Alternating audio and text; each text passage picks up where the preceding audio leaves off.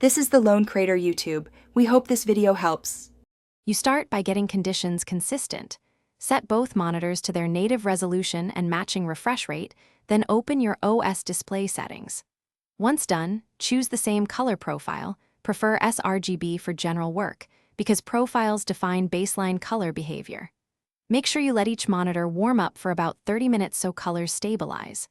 Also, disable dynamic contrast, eco, or vivid presets. Those change output continuously. Now you're ready to attach a calibration tool or continue with software calibration for precise matching. You should use a colorimeter for the most reliable results. Attach the device to your primary monitor and run the vendor software, selecting white point D65 and gamma 2. 2, because those are standard for most workflows. Once the software finishes, export that ICC profile. Don't skip this step, so you can apply the same target to the second monitor.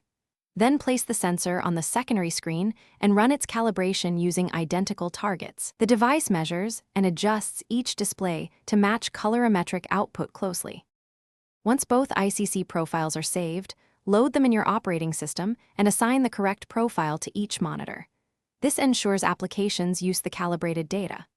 Then, view side-by-side test images, grayscale ramps, color patches, and make small tweaks in the monitor OSD for brightness and contrast to visually align.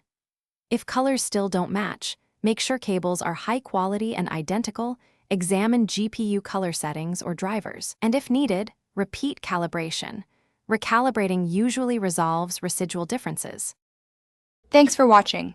Consider subscribing if we helped you.